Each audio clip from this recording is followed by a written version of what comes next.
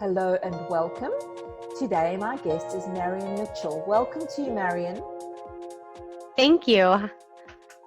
So Marian is a peer of mine, and we've had a previous podcast episode talking about adrenal fatigue, and I'll put that in the show notes for you if you're interested to go back and listen. But what we're here to do today is to talk about something completely different. So Marian, let's kick off and let's tell everybody who you are and what it is that you do. Yeah, so my name is Marian Mitchell, and I'm an integrative nutrition health coach. I went to IIN. I have written a cookbook, and I'm a meal planning expert. And I teach workshops with the foundation of cooking.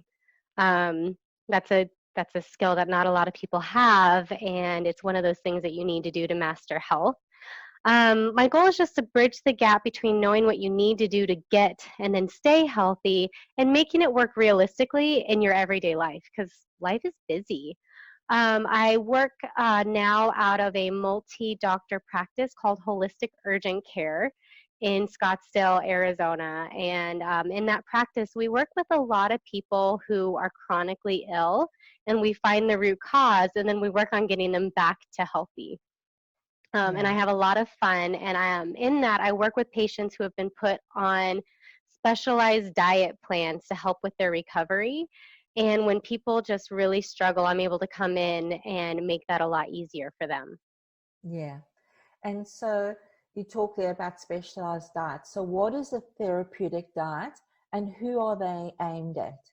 Yeah, so a therapeutic diet is a short-term, usually pretty restrictive diet for people with severe health conditions. So in my practice, people have been sick for years, sometimes upwards of 10 to 15 years. And because we're a holistic practice, we run some tests that haven't been run before, including mold toxicity, heavy metal toxicity. We look at small intestinal bacteria overgrowth, a variety of conditions. And when they're found to be positive, we put them on a diet that actually helps the medication work so that they can get back to healthy faster. Without changing their diet, the supplements and therapies that we're doing won't work for very long, and they might actually feel worse. So they have to be on, usually it's a short-term diet, anywhere from, the shortest is usually about 3 months. The longest is usually about 6 for these therapeutic diets. Mm. And so you talk about them being restrictive, and I guess they're a bit complex for somebody and they're trying to figure out what's going on. So how do you remove the guesswork for people so that they know how to eat for their own recovery?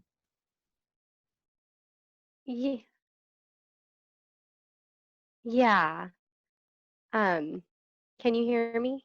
Yes, I can hear you. Is there? Okay. It paused for a second. Can you ask the question again? Yeah, sure.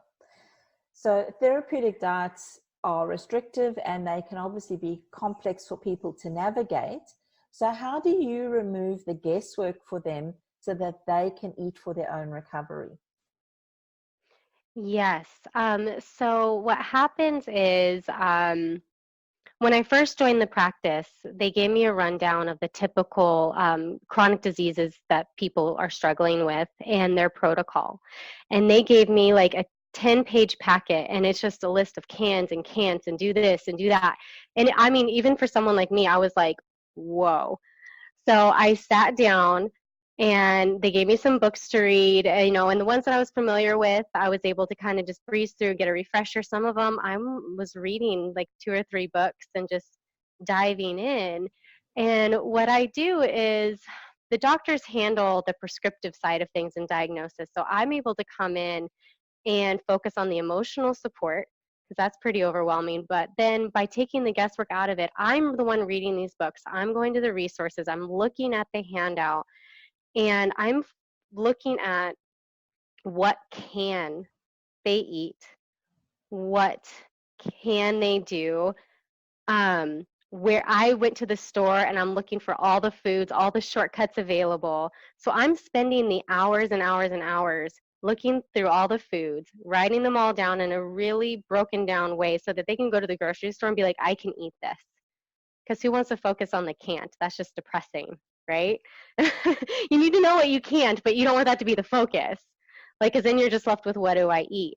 So I'm going to the store and I'm like, okay, yes, you have to eat this way, but what brands of spices are available? What things are in refrigerator and freezer sections? What can you get at everyday stores? So I'm spending all the hours with armed with all of this information, and then I'm putting it together in a guide and in meal plans. And sometimes I'm designing recipes. Sometimes I'm using what I have. I have over 300 recipes in my arsenal. And so I'm able to just put it together and give them an idea of what this will look like for the duration of time that they need to be on it. And then, and so that's how I remove the guesswork. They can go to the store and they know what stores have the foods that they can eat. Even if they're in somewhere rural, I know what you can get on Thrive Market and Amazon Prime, and I'll even research what health food stores are in their vicinity within like a 50-mile radius. Sometimes I have to go. But I'm literally doing all of that for them. So all they have to do is read the packet and go to the grocery store and come home and throw some stuff in a skillet or put it in the oven and wait 30 minutes, and then dinner's ready. Yeah. That's I think what most people want.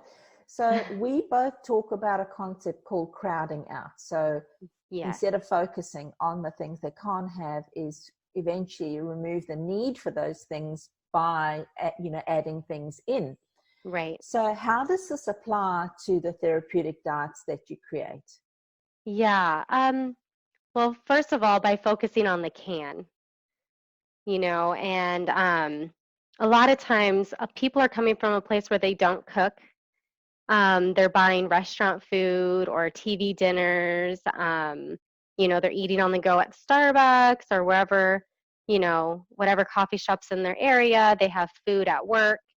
So going from something super convenient and really easy, hands off, to something really hands on is a challenge. And so what I like to do is take what they already do eat and then add things into it. So their diet doesn't look completely different. Like they have to go from pizza to zucchini noodles, right? Because they'll probably get that way in 3 to 6 months. But like right now, it's that transition from super convenient and super oftentimes very unhealthy and junk filled to something healthy. And they have to make the jump pretty quick. So my goal is to make familiar foods in my meal plans. It's things that it's Italian food, it's Mexican food, it's burgers, it's things like that people are already comfortable with, but looking a little bit different. So they don't have to be eating salad and rabbit food all the time, as I've had some clients tell me, like, I don't want to change. I don't want to eat like a rabbit. And I'm like, oh, you don't have to unless you want to. But the concept that people have of being healthy, and a lot of times people come to me, they're like, oh, I don't need help right now. I'll figure it out. And then what they find in about 3 weeks is that they're starving and they just don't know what to eat. And so I also, so being able to give them ideas and meet them where they're at really does help, and does that kind of crowding thing, the crowding out thing that we like to do. Yes. And I guess the other thing there is that, like you say, is if it is familiar foods, but there's just a great set of swaps or substitutions, that a burger can still be healthy. It's just what you either, put it on, add to it, so you'd be adding different things to the burger instead of the big slab of cheese or, right. those type of things. Right. Yeah, so it can still be a tasty burger, but it's just not filled with all the things that we know are going to increase the inflammation that they're experiencing already. Definitely. So this is a common one amongst my clients. So how do you make things easier for those people who don't like to cook or don't know how to cook, Marian? Yes, and that is actually my focus in all of my recipes. When I first started out, 7 years ago, I wasn't the best cook. I couldn't make it like a three things to go with dinner because something would be overcooked, something would be undercooked, and something would be cold. Um, and I knew that there were a lot of people out there like me. And so I was on a mission. I'm like, I'm going to learn how to cook and I'm going to show other people that it's easy. And so all of my recipes, I designed them to be in a skillet, in a crock pot, or in the oven. And you can put as much or little work into it as you're willing to pay for. So, for example, you can buy pre-chopped vegetables and pre-spiralized vegetable noodles. They cost about triple what it would be to do it yourself because one zucchini is anywhere from 50 to 75 cents, where if you buy it pre-done for you, it's about $3. You can make your own pesto or you can buy it in a jar, and the dairy-free stuff is a lot more expensive than the conventional stuff, the stuff that's made with olive oil and all those healthy ingredients. You're going to pay a lot more for, but it's all done for you. And it's still cheaper than eating out. It's going to be cheaper than $15 a meal for some healthy restaurant food that still is using canola oil and maybe even like non-organic foods and things like that. So it's all about perception. And if you have a meal plan and you have a purpose for every food, you're not going to waste food. So you will be saving a lot of money. You might be spending more per week at the grocery store, but you actually find over the course of a month, you can spend up to $300-$400 less. Even buying everything done for you and you just put it in a skillet and swish it around a few times for 10 minutes. Or, put it in the oven and throw some salt and oil on it and then wait for 30 minutes. And, some people don't like to eat leftovers, and I do plan my meal plans for that as well. People can either cook once, and then usually I try to encourage them to reuse it a different way. Like if you roasted vegetables and chicken, throw it in a collard wrap with some hummus, for lunch the next day. So you're not eating the exact same thing. But some people are like, I'm not eating leftovers. Won't do it. And I'm like, that's okay. Here's how we plan for that. And cooking for one meal is definitely going to be the most expensive out of all of it. But if you say buy a pesto sauce, but of 6 different ways you can use it, then you're still not wasting your food. But you're not eating the same thing every day either. So those are the types of strategies that it's kind of funny because my meal plans are about either, depending on the program, 2 to 4 weeks with additional meals, about 45 recipes total. A couple of them are up to 60, but my whole goal is to teach you throughout it. For one, to build your pantry and build up your collection, your healthy collection of flavor and enhancers. That's what I call spices and herbs and sauces, and how to use them in a million different ways, so that you're not bored. Because when you're eating real food, if you're eating plain rice and steamed broccoli and chicken, because that's like the typical health food meal, you're going to get bored really, really fast, and you're going to be running to your favorite pizza joint without, it's going to be blind. You're going to show up and not even know how you got there, type of thing. So teaching people how to do that's really, really important to me, and making it simple, because I'm a single mom. I don't have time to be in the kitchen for 2 hours. We got homework, we got practice, we got all this stuff. So I want something healthy that's done quick. And I know a bunch of other people want that too and may not be the best cook or even know how. So something that's really simple that they can literally buy pre-done and just put it in a pot and stir is the best way to go. So would people who, let's say they don't like to cook, do you think that that's enough for them to get the motivation to do it themselves rather than buy takeout? Sometimes. I'll be honest. There are some people who are not going to do it. And for them, I say find a meal planning service. The paleo movement is popular enough that most major cities have people locally that you can contact, and you're going to be paying dine out food, but at least it's going to meet all your restrictions, your needs. I'm not going to say restrictions, your needs. Okay, there are people who can do that, and they're cheaper than personal chefs, but you can have somebody come to your home. I think the going rate's anywhere from like 75 to 125 an hour. You can have them come to your home, you have the groceries, spend $300 and have food, and however you guys work that out. So there are lots of options. I have people who do that. They have meal delivery services. They have somebody come to their house. And again, it's just where you're at. But do you have to cook everything? No, but you still need to know what you need to eat and what not to eat so that you can give the proper direction to these people. Yeah.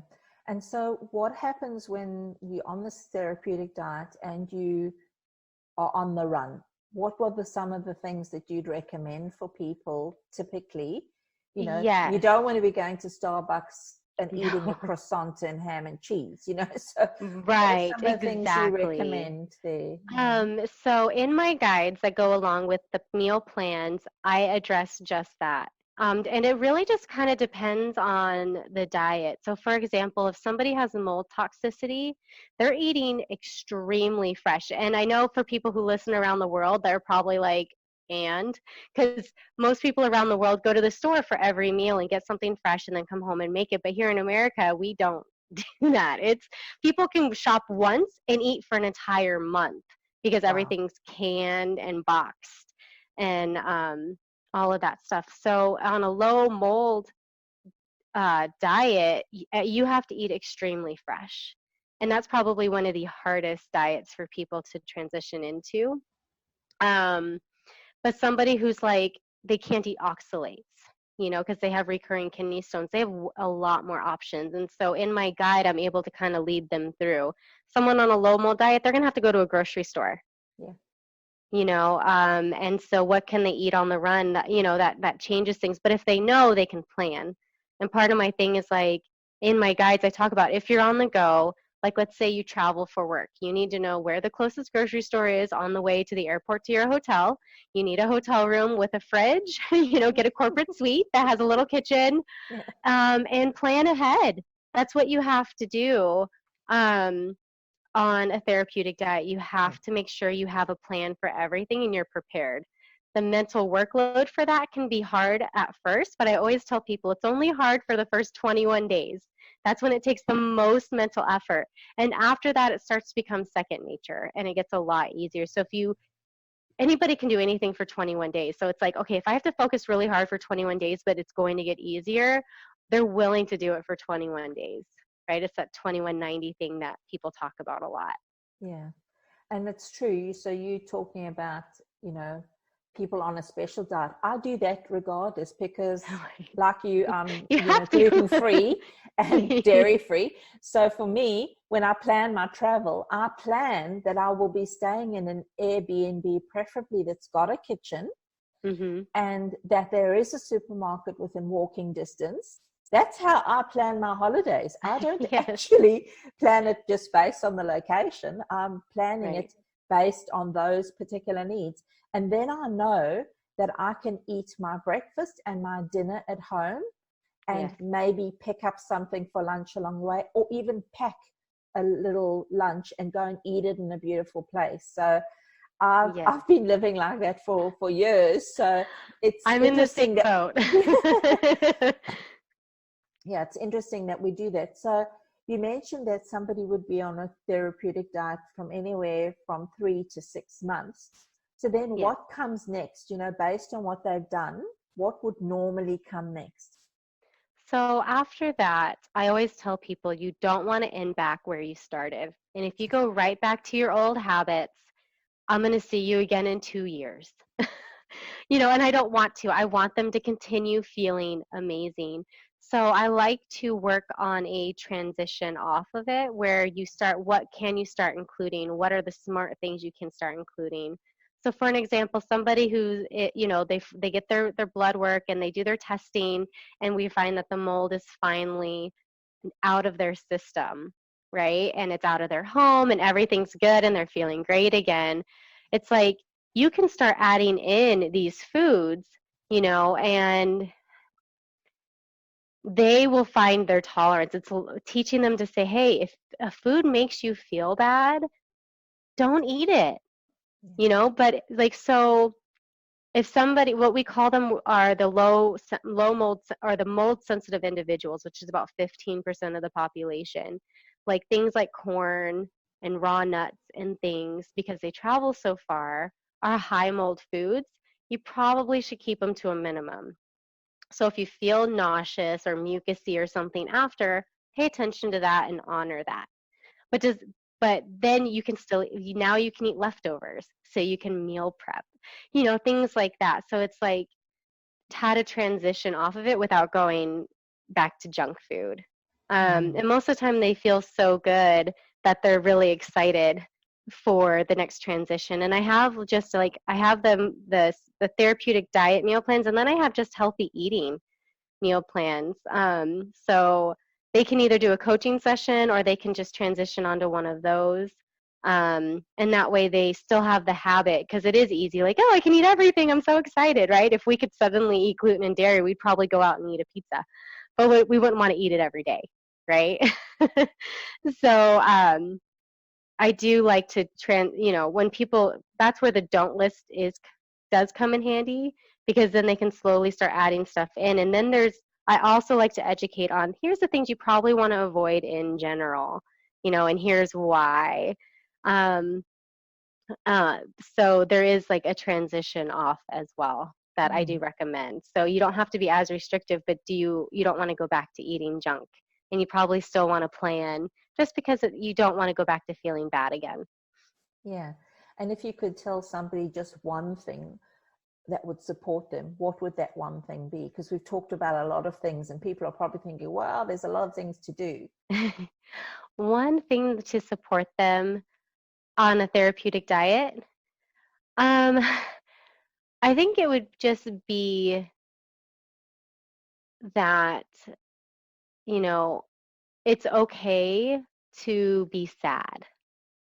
I think, it's so relieving to have an answer, but then sometimes the healing looks worse than the disease type of thing. I see that a lot.